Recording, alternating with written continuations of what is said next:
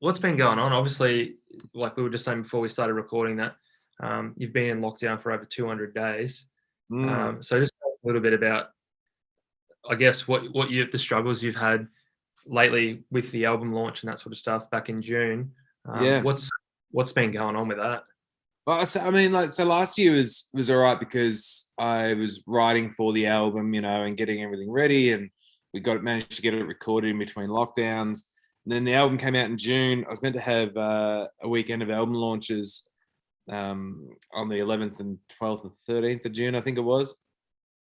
And we went into lockdown right before it. We came out of lockdown, and then, but with the capacity restrictions that were on venues, it was great. It sold out one of the shows, but it meant we couldn't have the show because of capacity restrictions. And so we had to postpone until August. And then we came out of lockdown the week before, but once again, same issue with capacity restrictions. So we've now rescheduled again until the end of November.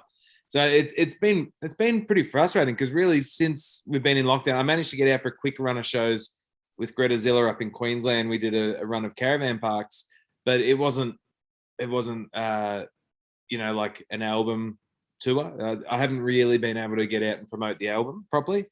So as I was saying to you before, half the songs on the album I haven't played with the band yet. We haven't even been able to get together for a rehearsal. So it's crazy. Man, that must be hard, eh? Because I guess if you're like, you can sort of practice all you want yourself, but at the end of the day, like, someone might be doing something small, like a small mistake that they're just getting used to, and then by the time you all get together, you're like, oh, that's not how it goes, or something, and then you just sort of you'd notice it, wouldn't you? Like, it's different with the band, and because I do majority of my gigs on my own anyway, and we were meant to be doing more with the band this year, and whenever I play with a band, I realize when I'm playing solo and it's a nice intimate show, I slow down choruses or parts of songs to really emphasize the emotion of it. And then when I play with a band, I go, oh, I don't have that luxury here. I really need to, so I'm actually going to get myself a little, digital metronome and practice on my own with a click. And the thing is, I never used to just sit around the house practicing because I was gigging that much that I was I had a good form going, so it's a bit different now being stuck at home so much. So it's a discipline I really need to get into myself, is to practice daily. I'm picking up the guitar today, but I actually need to practice particular songs, daily, or even 3 or 4 times a week, probably be all right. But it's tricky.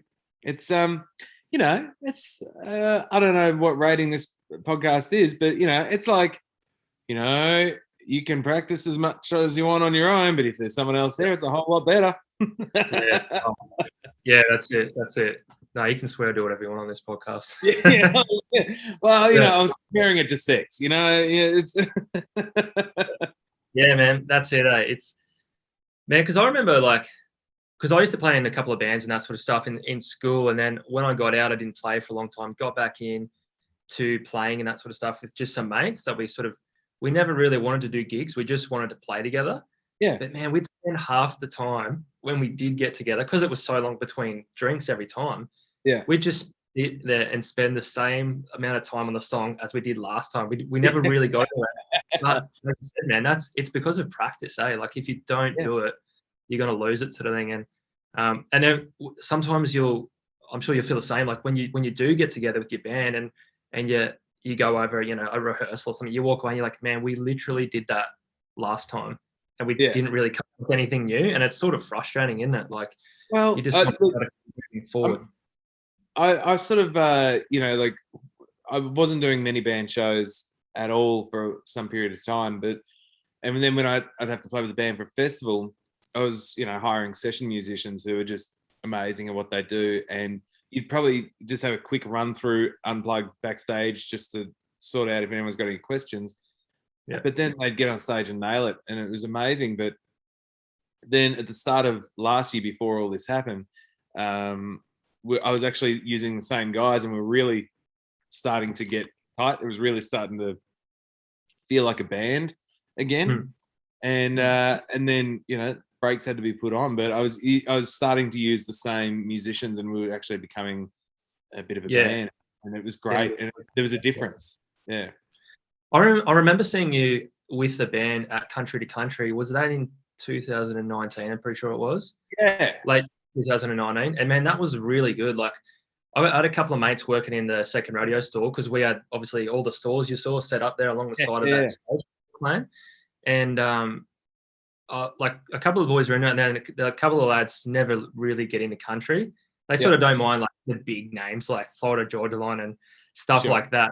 But they were like, man, this guy's pretty good, eh? I was like, yeah, bro. That, like, we've got some pretty decent talent in Australia. Like, it's not just, coming out of the States and stuff. Yeah. And they were really impressed, eh? And I sort of got him. I'm like, yeah, man, check him out. Here's his Spotify and that sort of stuff. So that was an awesome gig, man. It was a lot of fun, and that, there you go, right there. That was a band where I'd never played with that lineup. That was the first time I'd had Andy Toombs playing bass. First time Isaac Leong Luna been on drums, and I might have played with Moko once before, but he was on guitar. But that was one of those weekends where it was like, all right, here's your budget for the weekend for 2 gigs. One of them's in Sydney and one of them's in Brisbane. And you're just like, well, I can't afford to fly a band between the two. And it was just a matter of getting guys in each state. But I mean, great musicians, so it worked out really well. Yeah. With I'm going to throw it back here. So I just did a bit of research on you during the week, because I was trying to figure out like what other bands and that sort of stuff you'd played in the past. And it said there was a band called Race the Fray. Yeah, that's correct. They used to, obviously back in the day, that was probably when I was still playing in a high school band. Like, I checked it out on Spotify. Yeah, and it was pretty cool, eh? Like, I mean, that was the sound then. Yeah, it was fun. Like, and the stuff that isn't on Spotify that we released before then was a lot more pop punk. It was really Blink-182 inspired sort of stuff, but you can find it on YouTube. But we used to be called The Fray, and then had to change it because of The Fray from America that came out. Yeah. So we had to change to Race the Fray, and it was a lot of fun, man. Like, it was. You guys would have been bigger than them anyway, wouldn't you? What's that? I said you guys would have been bigger than them anyway, wouldn't you? No, man. We had a lot of fun touring. Man, that band, it was a lot of fun, but it was also probably the best education I could have got in the music industry.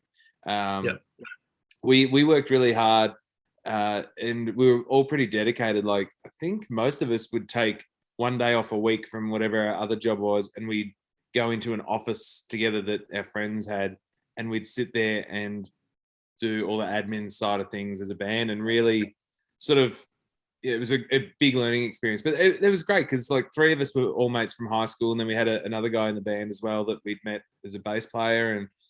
And it was, I wasn't singing back then. I didn't have the right voice for what we were doing, or so I was told. So it was. Yeah, I was trying to work that out. I was like, I wondered whether you were singing, because it didn't really sound like you. But I was like, well, I mean, it's a completely different sound, so who knows? Maybe. Yeah, definitely not me. That singer was our mate Nick, who wrote most of the songs too. Like, my song, it was as much fun as it was being in that band. It was probably not great for my confidence as a songwriter.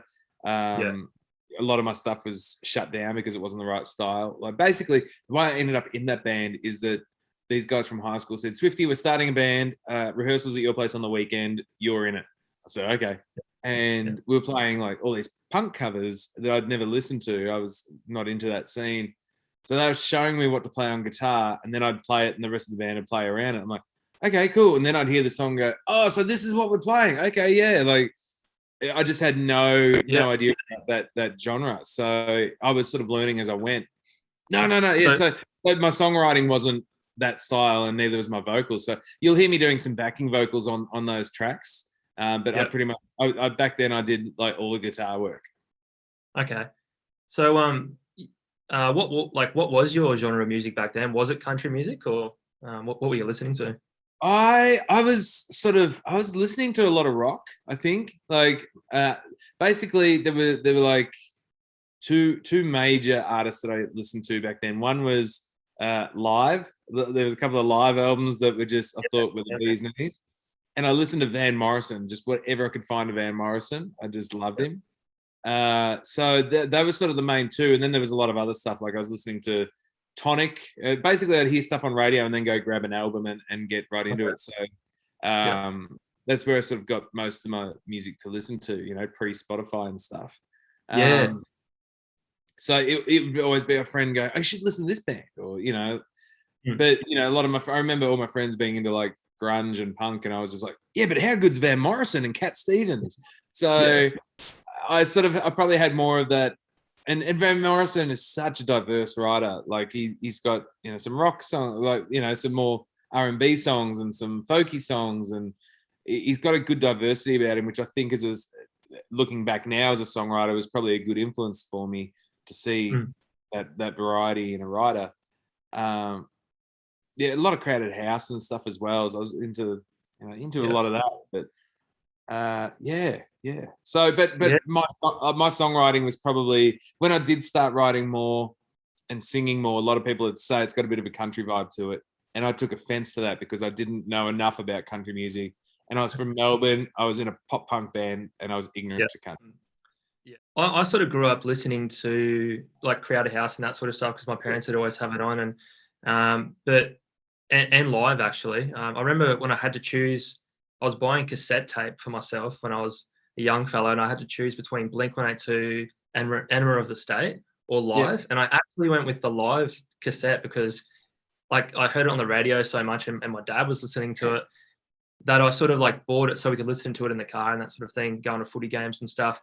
But I later just fell in love with Blink, like hardcore. Like I was really, really into Blink. We used to, you know, we'd play footy and that sort of stuff. I had a group of mates who was about a year older than me that I played footy with, and they were hardcore Blink fans. And I always liked Blink, but they really got me into Blink. Like we would go to little house parties and stuff, and if they weren't playing Blink, we'd throw it on, and then we'd come home, and then just throw on more Blink, and we'd watch the DVDs like Riding in Vans with Boys. I don't know if you've ever seen that. I've seen that. I can't tell you how many times I've seen that DVD. And the Urethra Chronicles? Yeah, Urethra Chronicles too on that. Yeah. Man, I like we used to watch that and I go, man, I'm gonna be like these guys. I'm gonna be a rock star, right? Yeah. That's exactly the same, man. And it's funny because we were this in our school we had a lot of different groups. There were like the musos and the jocks, the guys who play footy and stuff, and we were the guys who played footy, but we also played music. But music we were playing was Blink and Millencolin and all that sort of stuff. Oh, yeah, they were another good punk band, eh? Yeah. Did you ever get to see Blink live? No, I didn't. I really, really wanted to. I think the last time they came back to Australia, I was on an army exercise and I couldn't get out of it. So my sister bought me a t-shirt sort of thing. But I would have done anything to, you know, I should have just leaned out hard from that field action and gone to the Blink concert, because I didn't know that they'd, you know, sort of wouldn't be. Well, they might be back here now. Who knows? Travis is flying again, which is super cool and good on him. Man, I mean, you can understand why he didn't. But man, I saw them when I saw them in the lineup it was Gyroscope, brand new Blink-182, and it was so good. Man, have you read Travis's book? No. Yeah, it's a really good read, man. Like it's one of the things that actually made me start Second Rodeo, because I'd always you know, his brand Famous Stars and Straps. Yeah. I used to buy that like on eBay before it was even in Australia. Me and the boys used to put in orders from the States, and we'd get some clothes and that, and just wear their t-shirts and that sort of thing. And the cool thing about it was like no one else had those t-shirts, because not many people were buying online back then. The internet was still pretty fresh, and so I'd wear them to any gig, because I actually did high school in Harvey Bay, so the music scene up there was pretty good. We had a fair few bands up there, just high school bands that we used to do a lot of gigs with, and people would come up there and see the bands and sort of, you know, do school shows and that sort of stuff, and then they'd do like a gig on the weekend, which they get local bands to jump on in front of. But yeah, man, like after reading Travis's book, it sort of went through how he started Famous Stars and Straps, and then all the challenges and sort of stuff that he faced after the crash and that. And man, it was just such like, I got goosebumps talking about it. Like it was just so inspiring. Yeah. And I read that when it came out, I think in 2017 or 16, but it really sort of, I thought, man, there's no reason I can't start a clothing label, because I'd always wanted to do it, and I'd always sort of put it behind me, like, I can't afford it, sort of thing. But really, it doesn't take that much to just print a few t-shirts and see how they go. So I Yeah. thought, man, like, let's just give it a go. And there was a number of other things that sort of made me sort of get into it. But reading Travis's book, man, like, he was inspirational for it. Yeah. I reckon he's an awesome dude. And like when I saw him the other day with, what is it, Kylie Jenner or one of them? Yeah. I don't know who it is. Whoever Yeah. he's dating, like, good on her for getting him back on a plane, man. Because like, the way he describes it in the book, it sounds horrendous, eh? Like, it just crazy, man, to have a fucking plane crash and people running across the highway, like, that's Travis Barker, like, on fire, like, what the fuck, sort of thing. So Yeah. yeah, man. It would have been insane. I feel like we're going to go into a tangent about talking merch here, and I'm all for it. But I do remember chatting to Jim Ward from Sparta. You remember, Sparta at the drive-in when they split up, half formed Mars Volta and half formed Sparta. Oh no, And I haven't heard Sparta. I've heard Mars Volta, but I haven't heard Sparta. Sparta, I much prefer Sparta over Mars Volta. Yeah, okay. But Jim Ward, the singer, so he was in at the drive-in as well. But they had an incident on a plane that I believe he wrote about. But basically, they were flying. I think they were coming out of London or something, and all of a sudden the plane just dropped, like just this sudden drop and panic. And yeah, but it's just it would be a terrifying experience. And I still get like nervous flying. Like, I've been on a bunch of flights in the last sort of 10 years, mainly sort of just flying with the army and that sort of stuff. But I hadn't flown since I was a little kid. Like, I couldn't really remember the last time I'd flown. And then the day that I enlisted into the army, I had to fly down to Kapuka. I would fly down to Sydney. And I was terrified, man. Like, I wasn't even worried about going to basic training. I was absolutely terrified of flying. Yeah. And we jump on a plane with a bunch of other dudes who were all flying. We all just enlisted in Brisbane. Then we were flying down to Sydney, as I said. And that was like one of the best things for me, because it was like thrown in the deep end and there's all these other dudes around you. And you're like, you sort of don't want to be a little bitch. So you just sort of like, I'll just, they're all here. So we're all catching a plane together. And that's like, we're all in this it was one of the best things for me, because I don't think I would have caught a plane for a long time if it wasn't for that. Like, I was still frightened of flying. Yeah. See, I'm pretty lucky. I grew up with it. So like my uncle was a pilot. So there's photos of me like as a tiny kid, sitting in a cockpit of a little plane. And my grandparents had an aviation business. So I used to have lessons and stuff. And it's sort of, it's just so, I'm very comfortable with flying. I remember sitting next to a lady on a flight once and she was freaking out. Like we were about to take off and she's freaking out. I'm like, look, and it was like my 20th flight or something for the year. And I was like, look, you've got nothing to worry about. If you see me panicking, that's when you need to worry. She's like, okay, all right, yeah, cool, all right.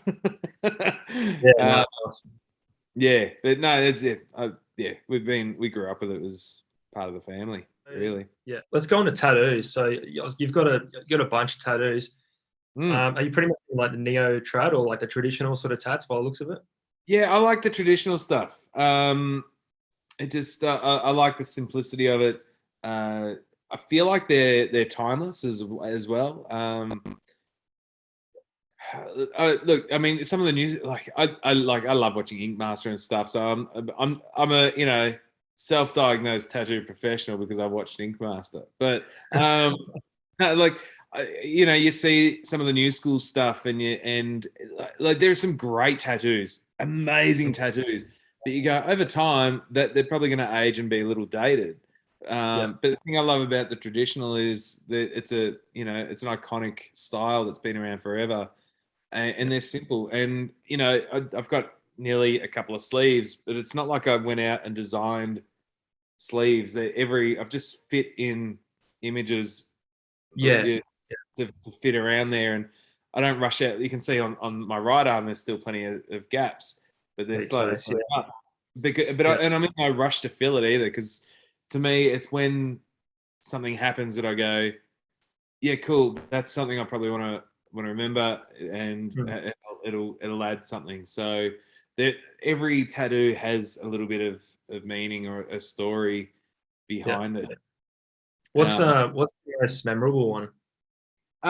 Most memorable one is, oh look, I mean the latest one. Look, you're gonna. I don't know. Like, this one is for my dog that passed away. Oh, okay. It's a Yeah, couple of man. years ago. So yeah, so that's the latest one. I mean, I've got a tattoo there for the call out for the Cavalry album without it having the name there. It's just a horse and a bugle, and I've got one for my grandpa who passed away. He loved his photography. I've got a camera there for him. So, I mean, on this arm, this is probably, I've got this. Where is it here? This feather, and it says Death 1827 with the convict arrow. The first Swift to come out to Australia was a convict sent out.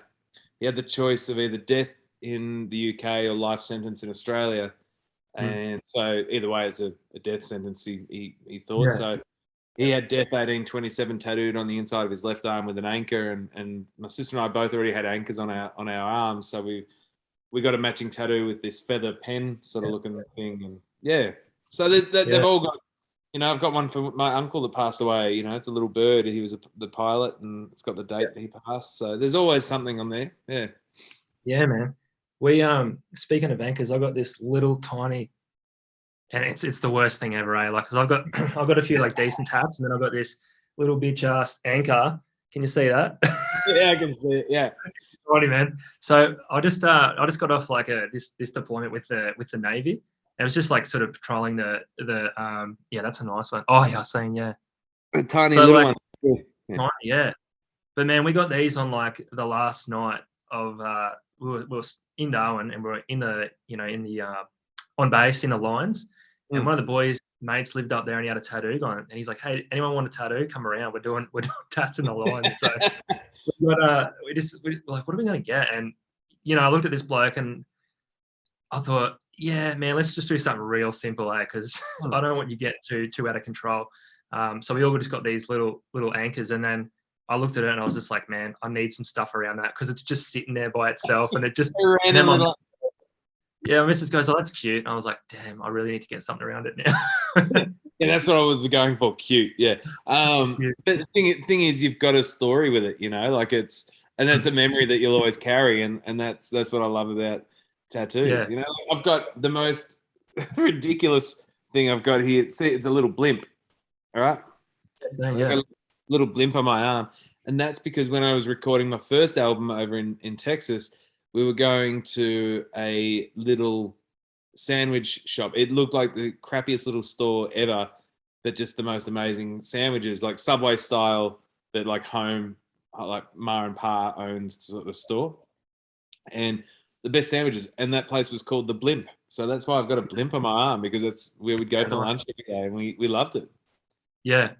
Man, I it's funny, like some of those places over in the States and that, with the little sandwich shops and that sort of thing, you really like remember them, mate. Because there's one in Lynchburg, Tennessee, like just down the road from the Jack D Yeah, factory or in that distillery. little group of like shops.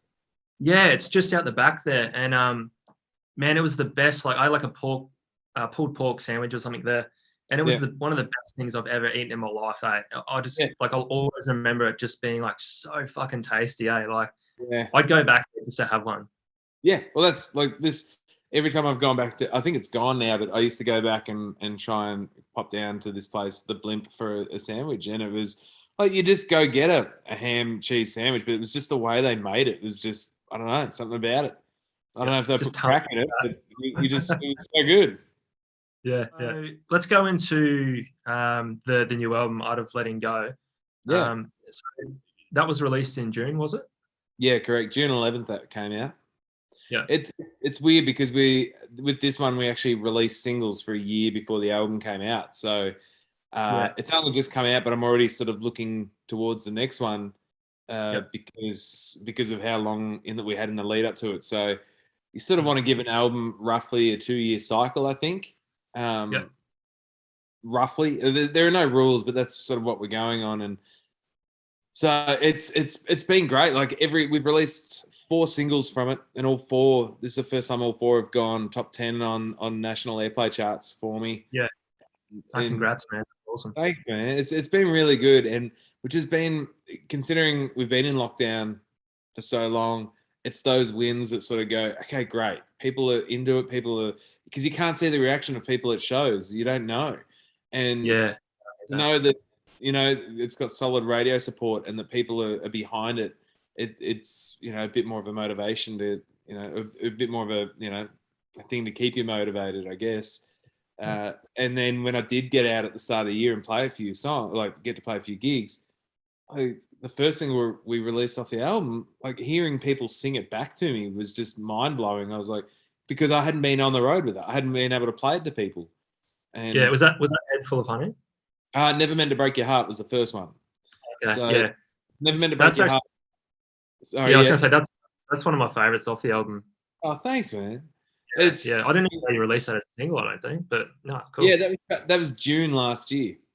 So okay, yeah, that was a year before the album came out. We released it.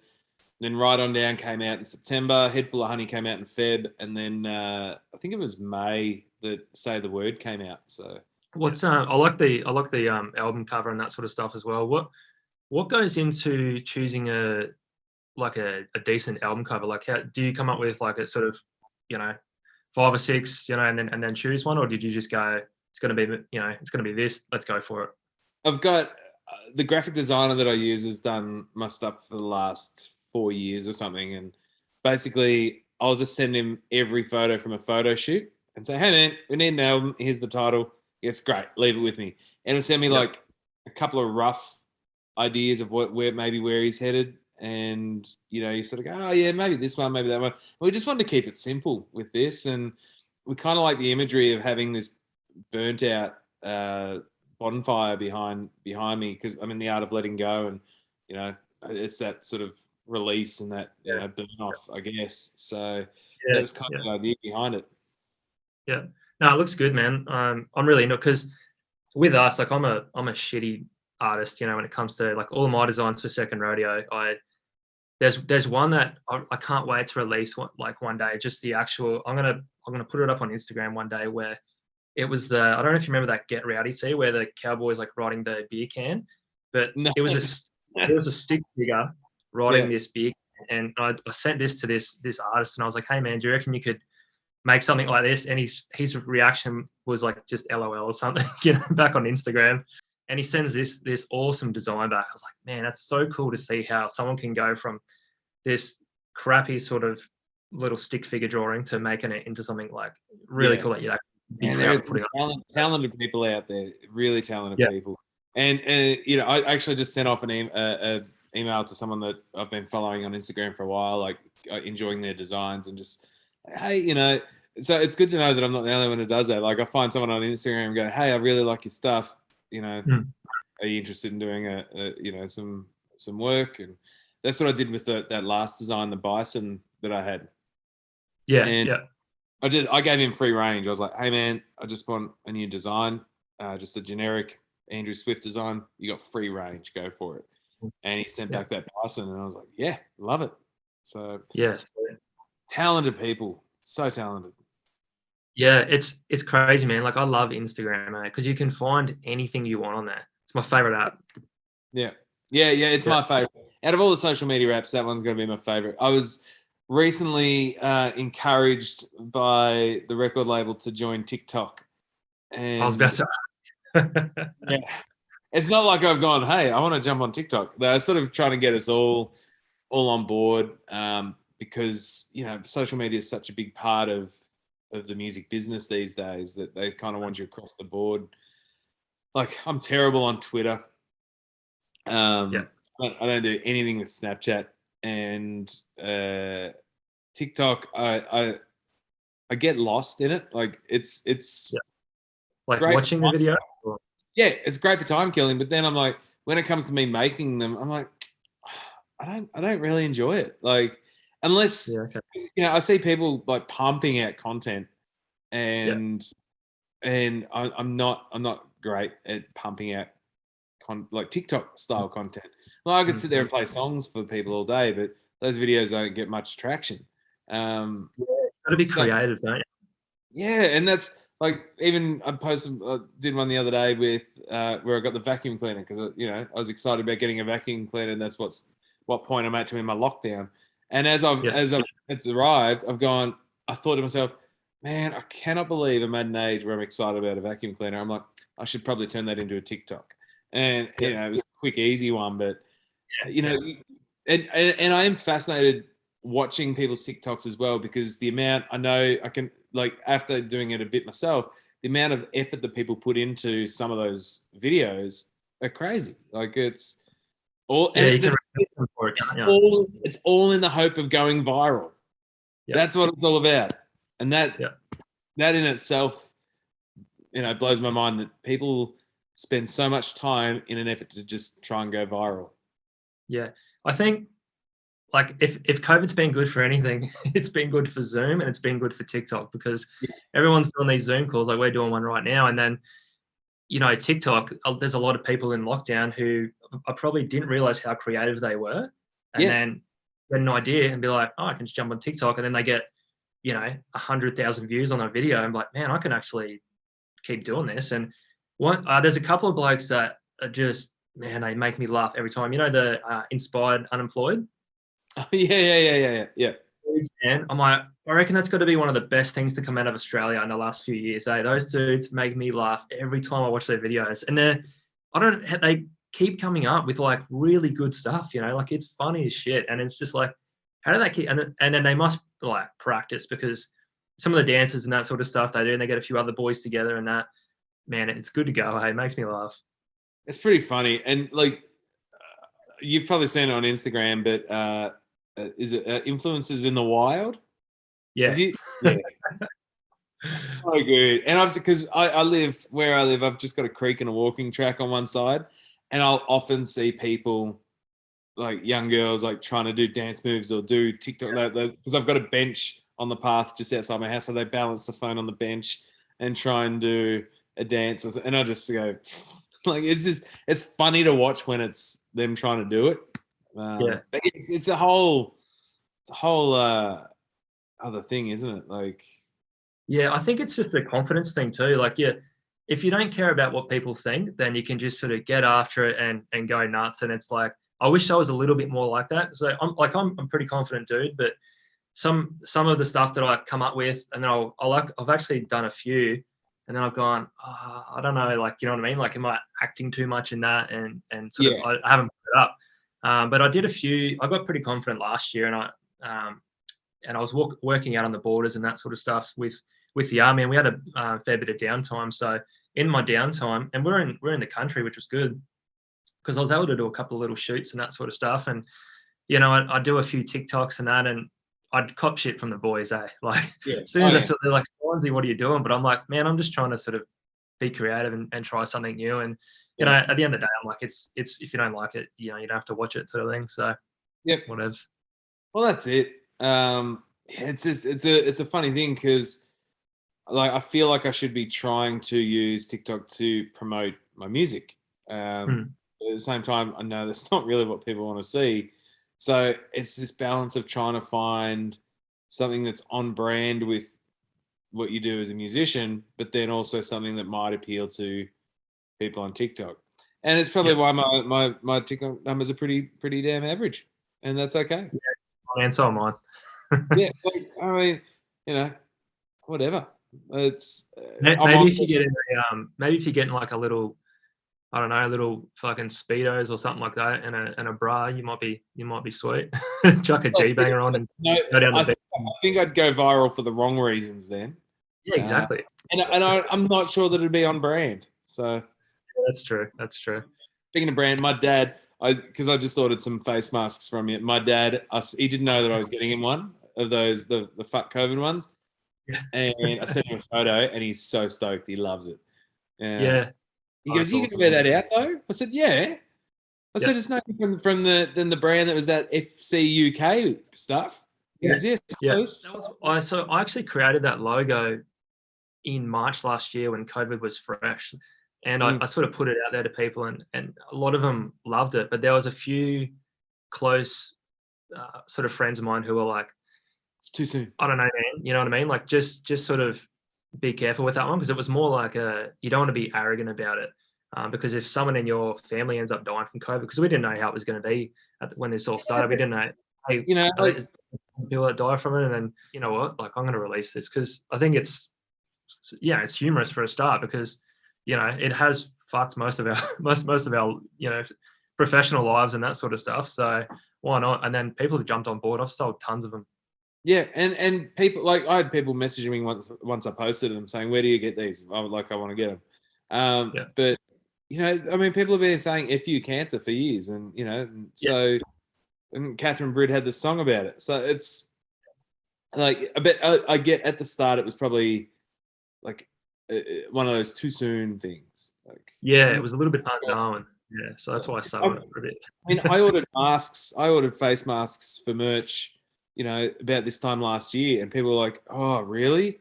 You sure?" Like, I had so many people unsure about me even doing that, and they're just with the Bison logo on there. Like, it's yeah. So speaking of merch, how do you choose what sort of merch you're going to do? Because for an artist, obviously, what you're selling is your music. But how do you sort of, is it hard? Do you, like, when it comes with coming up with something new, whether you do like cattle tags? I noticed you do like coasters. What sort of process do you go through to come up with something new that's going to set you apart from other artists? The coasters was a pretty easy one because it was actually a mate of mine who approached me. So the drummer from Race the Fray that I went to school with, he now makes furniture from reclaimed timber. And Nice. I think I posted maybe the hip flasks that I got, because I did hip flasks as a pre-order item and they sold really well. And then people were like, "Can we still get them?" So I did another run. And I think when I posted about that, he hit me up. He's like, "Dude, if you want another merch item, I can make some coasters for you if you want." And so I was like, "Yeah, let's do that," because it was good. We kind of, he's a local business owner, so it was helping him, put some money in his pocket as well as a new merch item and generate some income for me. So it worked out really well. But I didn't know how they'd go. I just did 30 to start, and they sold pretty quick. And I ordered another 20, and we'll just cap it at that. But I mean, there have been sometimes I'll get a merch idea and I go, "Ooh," like, I'll just be thinking, "Oh, I should do this," and then I'm like, "Actually, yeah, I should do that." Like the honey, for instance. Like, when I released Head Full of Honey, I jarred up from local, I can't think of the correct term, but beekeepers. I got a heap of honey and got some labels made up and some nice jars, and we jarred it up and sold them at gigs. Just, it just made sense to me that was a logical step for merch to promote that song. And I'm done with it now. Maybe I'll do another batch down the track, but it's not really something that's on my mind at the minute. That was a clever idea. Thanks, man. Look, it's funny because I get other artists hit me up and these days, and they're like, "Hey, I had Amber Lawrence message me the other week. She goes, 'Hey, can you give me a brilliant new merch idea for my new song?' And I said, well, the first things that come to mind is this." And she goes, "Oh my God, can I steal that?" I'm like, "It's not stealing it. You asked me for an idea and I gave you an idea. Go nuts." Like, so I think she's got a new merch item coming soon. but I don't know. Like, it's just I don't know. I don't know. I just love merch and love, thinking of slightly different items. And yeah, you were talking about merch before, how it's not that, you just got to lay out some money for some t-shirts and stuff. But especially for artists, when you first get into doing merch, it's such a big outlay compared to what you're earning when you're starting out doing original gigs and you're getting fuck all money for them. You get paid more to play covers down the local pub. It's the idea of laying out, say, even $500-600 on t-shirts and that's not many t-shirts, as you know. That's a lot of money, and it's a high risk thing because you don't know if you're going to sell them. Because you're still trying to work out what your market is and what design they would buy and all that sort of stuff. So it's a little tricky. And I guess the way I went about it was I've gone, okay, cool. Let's spend. I think first merch item I got was hats. I'm like, one size fits all. I don't have to take multiple sizes to shows. Cost me $500 or whatever it was to get 50 of them. And then instead of just going, great, I've sold a bunch of hats, I'm going to take that money and just spend it, I put it back into another merch item. So all of a sudden I had 2 merch items. And kind of treated it like its own business for a little while to help it grow. So any money I earned from an item, I put it back in. And then that way I wasn't having to order multiple items at once and make, spend thousands of dollars on merch at one time. I was trying to slowly build it up. And now it's got to the point where it supports me. So it's turned around. So it's been one of those things that has been slow. It's really, it's blown up a bit now. It's great. I've got a range of items. I've got a whole room dedicated to merch storage, and I've got it all set up like a distribution center in the house instead of a music room. But it's just one of those things where it made sense to me to treat it like a business and let it grow as a side, as something that complements my music career. I think it's worked pretty well. Yeah, nice, man.